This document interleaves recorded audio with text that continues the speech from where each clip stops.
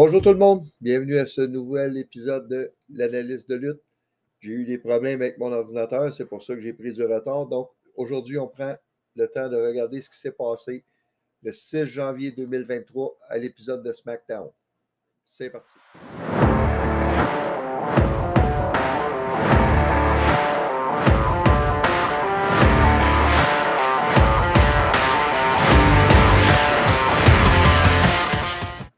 Donc, l'émission commence avec le Bloodline qui arrive aux abords du ring et qui commence à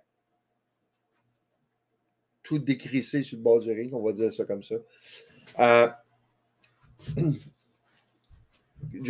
Tout juste comme le lundi d'avant à Raw. Roman arrive avec son thème d'entrée. Bloodline, là, ils sont tous dans le ring. Et là, Roman dit qu'il n'a pas perdu, que c'est Sami qui a perdu le match. Et lui, Roman demande à Sami pourquoi tu as garanti la victoire quand tu n'es pas capable de livrer. Puis là, il demande est-ce que tu veux être moi? Est-ce que tu veux être en charge du Bloodline? Et là, la musique de Kevin Owens qui part. Kevin Owens rentre et dit ton problème, c'est pas avec Sami, c'est avec moi. Puis là, Kevin challenge Roman pour un match pour les titres au Royal Rumble.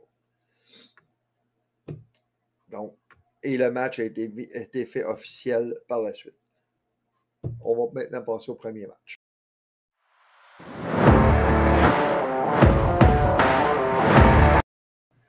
Donc, match numéro 1, Kofi Kingston versus Santos Escobar. Bon match. Évidemment, Kingston, ancien champion WWE. Donc, pour Santos Escobar, de remporter ce match-là serait une victoire très importante. Kofi Kingston, c'est un gars que, en simple, il est utilisé pour mettre les gens over depuis qu'il a perdu le titre. Donc, mais en équipe, c'est autre chose. Donc, Kofi, il ne perdra jamais l'aura comme quoi que c'est un ancien champion WWE. Donc, Santos Escobar gagne le match. Et comme je disais tantôt, c'est une victoire massive pour lui. Ça lui donne beaucoup de crédibilité pour sa carrière en simple. Et c'est ça. Ensuite de ça, on a eu une petite interview avec LA Knight qui dit qu'au Royal Rumble, le pitch black match entre les deux, il va tout simplement massacrer Bray Wyatt et Bray Wyatt ne sera plus là après le Royal Rumble. Bon, on verra ce qui va arriver. C'est sûr que c'est loin d'être ça qui va arriver d'après moi. On passe maintenant au match numéro 2.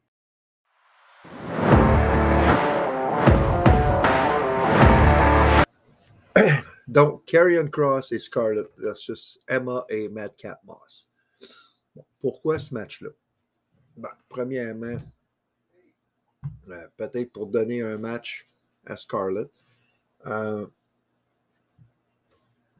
Développer la rivalité entre Karrion Kross, Scarlett, Madcap et Emma. Bon, c'était le premier match que je voyais de Scarlett dans le ring. Est-ce qu'elle m'a impressionné? Un peu. Mais je ne peux pas vraiment me faire une idée de ce qu'elle peut faire dans le ring. J'en ai pas assez vu. Il faudrait que je la voie vraiment par elle-même en simple dans un match de 6, 7, 8 minutes, 10 minutes pour vraiment me faire une bonne idée. Au moins une première idée de ce qu'elle peut faire dans le ring. Bon, pendant le match, confrontation, Emma, Karrion Kross. Emma lui donne une claque à la gueule. Et Karrion Kross, Scarlett remporte le match avec le Cross Jacket. après le match, c'est là qu'était le but du match, dans le fond, c'était pour avancer l'histoire avec Rey Mysterio. Après le match, Scarlett et Karrion Kross mettent un masque de Mysterio sur le visage sur la tête de Moss et la carte Rey Mysterio sur le corps de Madcap. Donc, en gros, Karrion Kross continue sa domination. Scarlett lutte son premier match et ça continue l'histoire avec Rey Mysterio. Ensuite de ça, on a eu un segment dans le ring avec Charlotte Flair. J'y reviens immédiatement.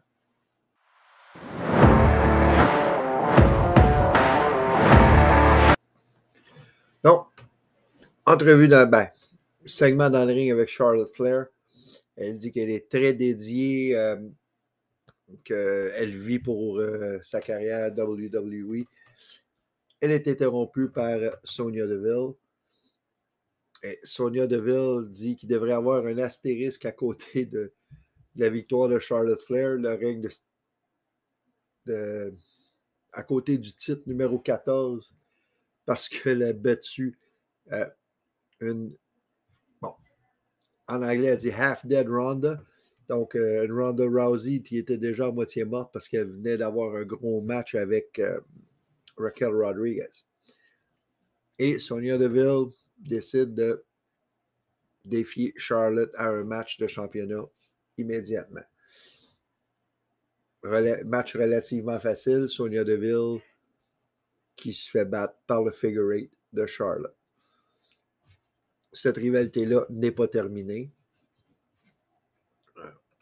On l'a vu que je suis en retard dans mes vidéos. On a vu la semaine suivante qu'est-ce qui s'est passé. Je vais y revenir dans la vidéo de SmackDown du 13 janvier. On va maintenant au prochain match.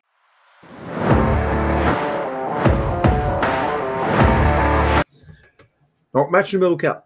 Ricochet versus Top Dollar dans un match de qualification pour le Royal Rumble. Bon, on sait ce qui est arrivé avec Top Dollar 2 semaines avant, qui avait essayé de faire un saut par-dessus la troisième corde, s'est enfargé, puis bon, c'était un botch. Ça arrive. La semaine suivante, il y avait plein de lutteurs qui riaient de lui, incluant Ricochet, en tout cas. Il y avait plein de personnes qui faisaient des jokes sur ce qui est arrivé à Top Dollar. Et à un certain moment donné, Top Dollar il stand puis donne une pouce à Ricochet et c'est ce qui a mené au match qu'on a eu le 6 janvier. Top Dollar pendant le match joue le personnage. Il agit comme un heel, il agit comme un méchant. Donc, tout de suite là, c'était est-ce que c'est un heel turn officiel de Hit Row? Match potable. Ricochet gagne avec le Shooting Star Press. Et après le match, c'est là qu'on a vraiment vu la confirmation du heel turn de Hit Row quand ils ont attaqué Ricochet à 3 contre 1. Et Strowman est venu à la rescousse de Ricochet. Puis on a eu un segment backstage avec Roman et Sami. Sami s'excuse s'il a fait quoi que ce soit qui faisait penser à Roman qui voulait prendre sa place. Et il dit qu'il reconnaît que Roman comme le chef tribal. Roman n'accepte pas ses excuses et il dit que c'est lui qui devrait s'excuser à Sami, que Kevin Owens avait raison. Il n'est pas fâché contre Sami, il est fâché contre Kevin Owens et il passe ça sur Sami. Et là, Roman annonce un match pour le 13 janvier, Sami Zayn versus Kevin Owens. Et Sami dit qu'il va s'occuper de Kevin Owens pour lui. Et Sami vient pour partir pour aller rejoindre les Usos pour leur match au ring. Et Roman dit à Sami, non, reste là, on va regarder le match ici. Bien, on va regarder le match ensemble. Et pendant le match, c'était...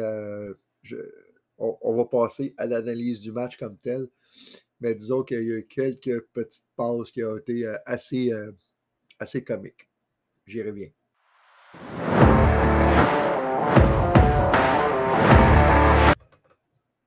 Les Usos versus Drew McIntyre et Sheamus pour les championnats indisputés de la WWE. Et c'est là que j'arrive au bout avec Sami backstage, assis avec Roman. Et là, pendant le match, tu vois Sami qui mange son popcorn. Il en offre à Roman. Roman refuse ce coup-là. Et il en offre à Heyman. Heyman en prend, évidemment. Et là, Drew McIntyre réussit à placer le Claymore sur Jay, mais Jimmy casse le pin. Et là, on retourne backstage et là, on voit Sami avec son bucket de popcorn. On voit Roman avec son propre bucket de popcorn. On voit Paul Heyman avec son propre bucket de popcorn.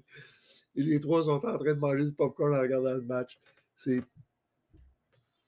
Donc, juste pour dire l'influence que Sami a un peu sur les autres dans le Bloodline. Et là, on voit les Usos qui frappent, qui font le 1D sur Sheamus, mais Drew casse la pin. Solo Sikoa se mêle du match. Samoan Spike spinning solo sur Drew McIntyre sans que l'arbitre le voie. Butch et Ridge, des Brawling Brutes arrivent. Ils se battent avec Solo et ils retournent backstage avec lui.